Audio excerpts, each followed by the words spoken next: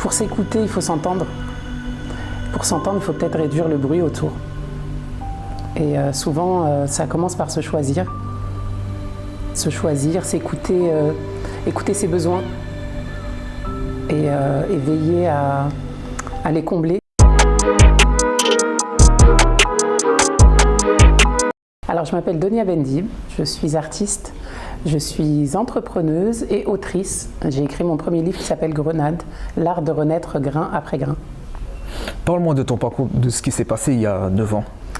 Alors, le point de départ, il y a 9 ans, c'est la découverte d'un problème médical, puisque j'étais très fatiguée, j'ai décidé de consulter un médecin qui m'a fait passer un bilan sanguin qui a révélé un taux de cholestérol élevé, et c'était le mauvais cholestérol, le LDL.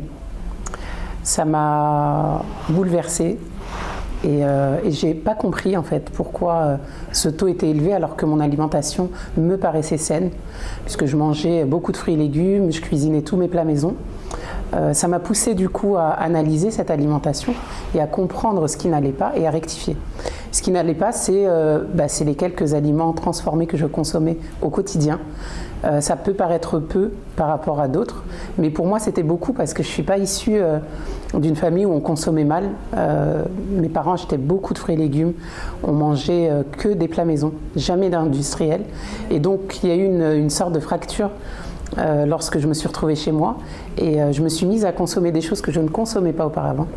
Et mon corps étant sensible et réactif, j'ai tout de suite vu la résultante, parce que je me suis sentie très fatiguée et c'est ce qui a permis ensuite de rectifier le coche, puisque je me suis de façon très radicale, j'ai réformé mon alimentation, j'ai supprimé tout ce qui était industrialisé et en à peine 2 mois où j'ai consommé complètement naturellement, c'est-à-dire des fruits, des légumes, des choses issues de la création, et j'ai remarqué que je n'avais plus du tout de problème de cholestérol. En tout cas, c'est très intéressant ton parcours. Et quand tu parles d'aliments transformés, quel type d'aliments transformés tu consommais? Alors moi, ce que je consommais, c'était des yaourts aromatisés, des viennoiseries ou des brioches industrielles, parfois des biscuits. Donc c'est vraiment des choses que tout le monde consomme quasi quotidiennement. Mais moi, le peu que j'ai consommé, ça a été très impactant. Et à partir du moment où j'ai retiré, il n'y avait plus rien. Et j'ai compris en fait que lorsqu'on s'alimente sainement, lorsqu'on mange de bonnes choses, il y a un impact positif sur notre santé. Et lorsqu'on s'alimente de façon industrialisée, transformée, c'est un impact négatif. C'est vrai, je suis tout à fait d'accord avec toi. Quel conseil tu pourrais donner à quelqu'un qui souhaite améliorer son alimentation, si tu as un conseil à donner? Il y en aurait plein. Si je devais en donner qu'un seul, c'est apprends à comprendre ce que tu manges et comment tu manges. Ça serait le point de départ. Parce que lorsque tu sais comment tu manges, tu sais ce qui va et ce qui ne va pas. Et dans ce cas, tu peux rectifier. Et moi, je te conseillerais de ne pas être radical parce que la radicalité ne correspond pas à tout le monde. Et d'y aller plutôt step by step, vraiment un pas après l'autre. Et d'avancer sur le chemin de la réforme alimentaire en commençant par comprendre. Parce que si tu ne comprends pas, tu ne peux pas continuer en toute autonomie à t'alimenter sainement. Franchement, je suis tout à fait d'accord avec toi d'aller progressivement parce que si on va trop de manière radicale, c'est comme si en gros, tu vois, c'est comme si ça se reposait sur la motivation alors qu'il faut aller étape par étape de manière disciplinée. Et franchement, je suis tout à fait d'accord avec toi. Absolument. Et voilà. Et qu'est-ce que ce parcours-là t'a enseigné? Parce que vu que tu as traversé cette épreuve-là, qu'est-ce que tu as pu en tirer de cette leçon? Ce que je disais tout à l'heure, c'est que l'alimentation a un réel impact sur la santé. Et moi, ça m'a appris en fait à me rapprocher de moi, à m'écouter plus, à comprendre les signaux que m'envoyait mon corps et à surtout mettre en place des choses. Parce que c'est de ma responsabilité. J'estime que ce corps, le jour où je l'ai reçu en bonne santé. Et c'est de ma responsabilité, de mon ressort, d'en prendre soin et de veiller à ce que cette énergie perdure et que je puisse utiliser ce corps à bon escient. Comment on apprend à s'écouter? Parce que tu vois, s'écouter, c'est parfois pas facile. Mais selon toi, est-ce que tu as une clé? Comment on apprend à s'écouter? Alors, pour s'écouter, il faut s'entendre. Pour s'entendre, il faut peut-être réduire le bruit autour. Et souvent, ça commence par se choisir. Se choisir, s'écouter, écouter ses besoins et veiller à les combler. Tout à l'heure, dans une discussion informelle, je te disais que l'amour de soi, c'est essentiel parce qu'en réalité, on est la personne la plus proche de soi. Moi, je suis celle qui est là depuis le début, je serai celle qui sera là jusqu'à la fin. Et si je ne prends pas soin de moi, qui le fera déjà? Et deux, ce que je donne de meilleur à ceux que j'aime, je le mérite aussi, parce que je m'aime. Franchement, c'est intéressant. Mais parfois, c'est pas facile d'avoir de l'amour pour soi, surtout que quand on a eu une enfance qui n'a pas été facile. Franchement, c'est parfois pas évident. Là, on va passer à une prochaine question. J'aimerais que tu me parles de ton activité d'entrepreneuse. Ok. Oui, alors depuis 4 ans, je suis entrepreneuse. J'ai fondé un concept qui s'appelle Harmony Fruit.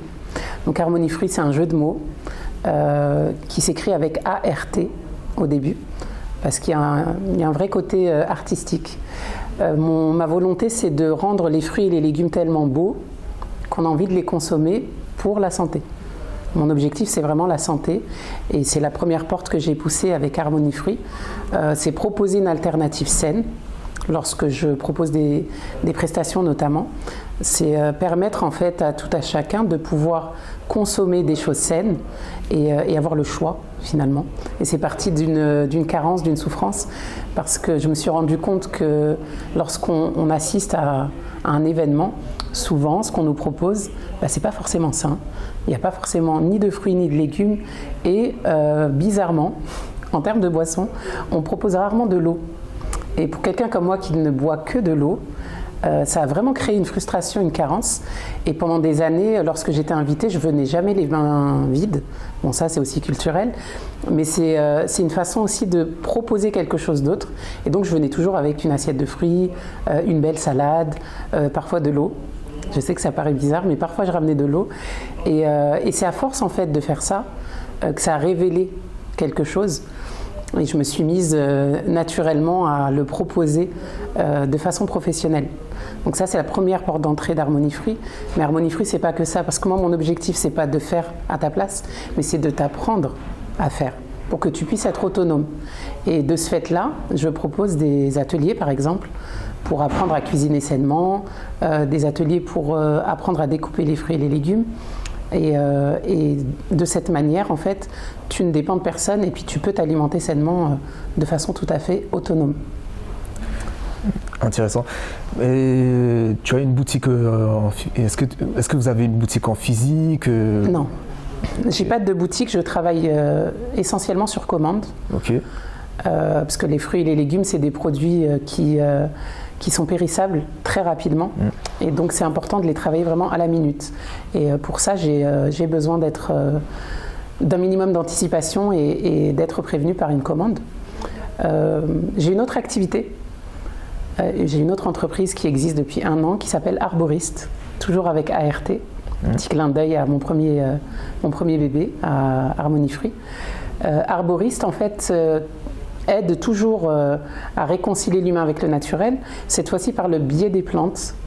Et ça a été aussi pour moi une occasion de créer un pont entre mes 2 cultures, parce que je suis d'origine française et algérienne. Et du coup, je ramène des plantes de là-bas. C'est comme si je délocalisais en quelque sorte mes racines pour les amener dans mon 2e pays, la France, et les proposer sous forme de tisane pour soigner naturellement. Parce que c'est de cette manière que je me soigne depuis plusieurs années. J'ai souffert pendant plusieurs années d'asthme, par exemple. Et aujourd'hui, je me soigne essentiellement avec les plantes. Je ne dépends plus de médicaments chimiques. Et ça a été pour moi aussi une prise de conscience de l'impact positif que peuvent avoir les plantes sur la santé. Et de la même manière que l'alimentation saine. Franchement, c'est vraiment très pertinent ce que tu dis. Et quand tu parles de plantes, quel type de plantes que tu consommes au quotidien? Alors, je consomme des plantes libres. Les plantes libres, c'est celles qu'on a dans nos placards, celles qu'on peut acheter aisément et qui peuvent être prises par quasiment tout le monde, les enfants, les personnes âgées. Après, ça dépend des plantes aussi, mais la majorité, c'est des plantes qui sont dans notre placard avec lesquelles on peut même cuisiner. Moi, ma plante chouchou, par exemple, c'est l'origan. L'origan, en Algérie, on l'appelle le za'atar. Et le za'atar que je commercialise au sein d'Arboriste, c'est un za'atar qui est cultivé dans les montagnes. Et j'ai un contact direct avec le producteur. Et donc c'est une herbe qui a très peu de pesticides, voire quasiment pas. Elle est bio, elle est quasi bio. Et cette plante est miraculeuse. Elle agit à la fois sur le système respiratoire, mais aussi sur le système digestif. Elle a un impact sur le cholestérol, elle a un impact sur les cellules cancéreuses. Elle est exceptionnelle. Et l'origan, on en a quasiment tous dans les placards. Donc c'est des plantes comme ça très simples, mais qui ont des vertus et des bienfaits. Et de toute façon, l'industrie pharmaceutique, à l'origine, c'était surtout les plantes. C'était soigné par les plantes. C'est vrai. De base, on devrait se soigner avec des plantes parce que c'est des trucs naturels. Oui. Et franchement, c'est intéressant. Et quand on prend l'habitude de le faire, on se rend compte que finalement, en moins de temps, on peut guérir. Et ça dure aussi. C'est-à-dire que moi, à partir du moment où je me suis mise à me soigner naturellement, là où il y a quelques années encore, je devais prendre minimum 3 antibiothérapies juste en hiver, là aujourd'hui je n'en prends plus du tout depuis 9 ans. Donc il est possible d'améliorer sa santé si on le choisit, si on le décide et si on accepte aussi que ça peut prendre un petit peu de temps au départ pour que le corps s'adapte, mais les résultats sont présents. En tout cas, je l'incarne. Je suis une preuve que de passer par les plantes, ça peut améliorer la santé et de façon vraiment très significative. Comment aujourd'hui tu vois ton parcours? Je suis heureuse. Je suis heureuse et en gratitude d'avoir rencontré les épreuves que j'ai rencontrées parce que c'est grâce à ces épreuves que j'ai pu grandir, que j'ai pu apprendre et qu'aujourd'hui je suis en mesure de transmettre. Donc j'ai un regard très bienveillant et plein de gratitude pour ce que j'ai pu vivre et je suis heureuse de partager aujourd'hui avec tout le monde et notamment dans mon livre Grenade, puisque je reviens grain après grain, chapitre après chapitre sur un certain nombre d'épreuves que j'ai traversées, moi ou les membres de ma famille, et pour lesquelles j'ai tiré des leçons et que je pense être suffisamment pertinente pour être utile, ne serait-ce qu'à une personne. Franchement, en tout cas, tu es vraiment une battante et franchement, c'est très inspirant. Et quand tu parles de ton livre Grenade, j'aimerais savoir pourquoi le titre Grenade? Parce que comme ça, sachant que c'est un fruit, ouais. J'aimerais savoir d'où t'es venue l'idée d'appeler ton livre Grenade. Si tu peux m'en dire un peu plus. L'idée m'a été soufflée, mais à partir du moment où je l'ai entendu et où c'est monté à la conscience, ça m'a paru évident que ça ne pouvait être que Grenade. Grenade, c'est un fruit, comme tu l'as dit, c'est un fruit qui a un double sens. C'est un mot qui a un double sens. Il est à la fois le fruit, mais il peut être aussi une arme, un explosif. Le sous-titre de mon livre, c'est Renaître grain après grain. Et qui dit renaître, dit à un moment donné devoir mourir, en quelque sorte. Et c'est vraiment à l'image de ce que j'ai pu traverser. L'épreuve est là, elle te brise. Elle te brise, même si ce n'est pas l'objectif premier. Et l'objectif, c'est que toutes ces brisures, en fait, soient restaurées à un moment donné. C'est-à-dire partir de la difficulté pour renaître et revivre. Et donc, Grenade, ça paraissait évident, et d'autant plus que c'est un fruit qui est tout en rondeur, donc je trouve qu'il me ressemble pas mal. C'est un fruit qui est extrêmement abondant. Il a une multitude de graines. C'est des graines qui ont un super pouvoir. C'est un fruit qui est médicinal, si je puis dire. Ça reste quand même le fruit le plus riche en antioxydants. C'est essentiel pour une restauration globale de l'être. C'est un fruit qui est issu d'un certain nombre de pays, mais qui est cultivé dans mon pays d'origine, l'Algérie. Donc ça fait partie de moi. Et c'est un fruit qui est aussi cité dans le Coran. Donc il y a des bienfaits qui sont reconnus depuis des siècles et des siècles.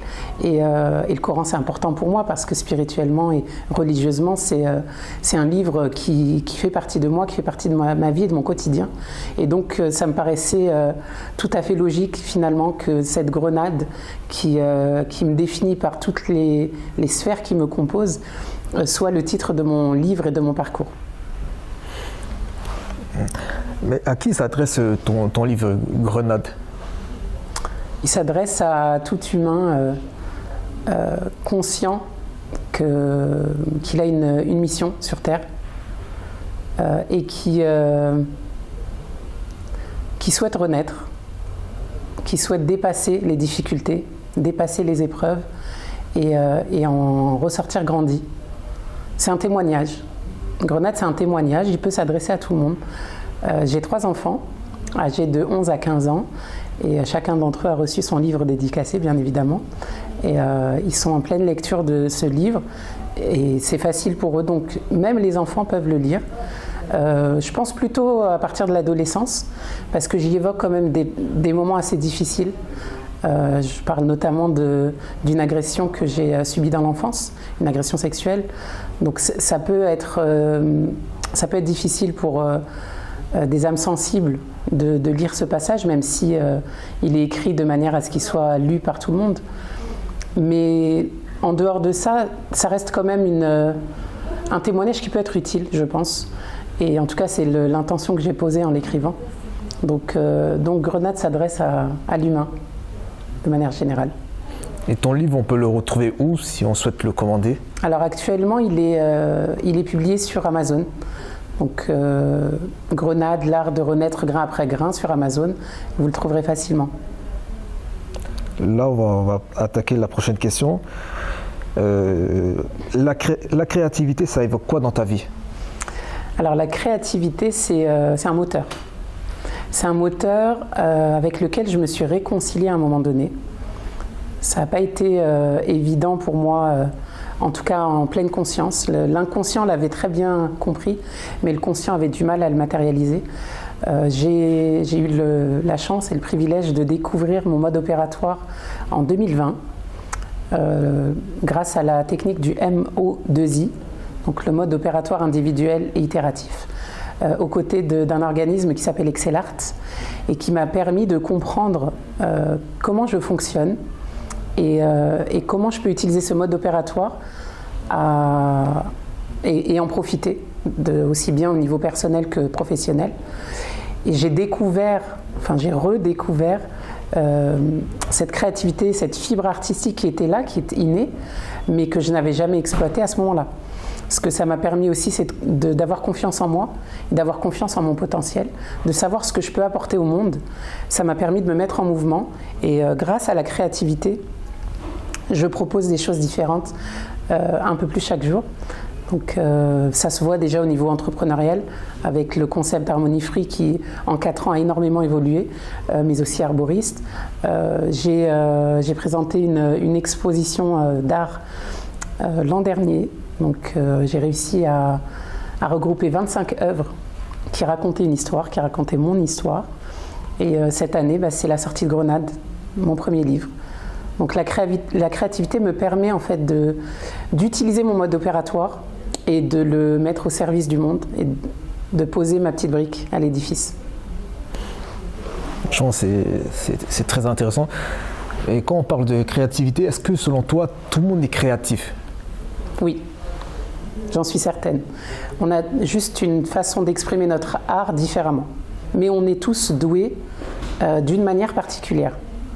Et l'art, c'est pas juste la peinture, l'art, c'est pas juste la musique. L'art, c'est beaucoup plus large. C'est ce qu'on fait naturellement et ce pourquoi les gens nous sollicitent. Mais on le fait tellement naturellement qu'on ne voit pas la plus-value. Alors qu'en réalité, c'est quelque chose que tout le monde ne maîtrise pas. Et ça peut être vraiment dans des domaines multiples. Je pars du principe qu'on a tous été créés uniques, individuels, mais qu'on est censé être complémentaires. On est tous censés s'apporter les uns les autres. Et c'est dans la différence qu'on se complète. C'est dans les choses différentes qu'on peut se compléter tel un puzzle, pièce par pièce. Et donc oui, la créativité, on l'a tous, et l'art, on l'a tous. Il se manifeste juste de façon différente d'une personne à l'autre. Quelles sont tes sources de motivation? Alors, moi, ce qui m'anime, c'est d'être utile, de me sentir utile. Je pars du principe que toute expérience que tu vis peut être utile à quelqu'un. Et donc, c'est vrai que je suis quelqu'un de très généreux dans le partage d'expériences. Et je suis toujours... En fait, je vois une opportunité dans chaque action, dans chaque épreuve, dans chaque chose que je peux expérimenter. Je vois un bienfait qui peut servir ne serait-ce qu'à une personne. Et ça me maintient, ça me maintient debout et ça me motive à me lever. Après, il y a tout l'aspect spirituel aussi. Donc une de mes motivations, moi, c'est aussi l'aspect spirituel et religieux. Parce que je suis convaincue qu'on a tous été créés pour une raison particulière.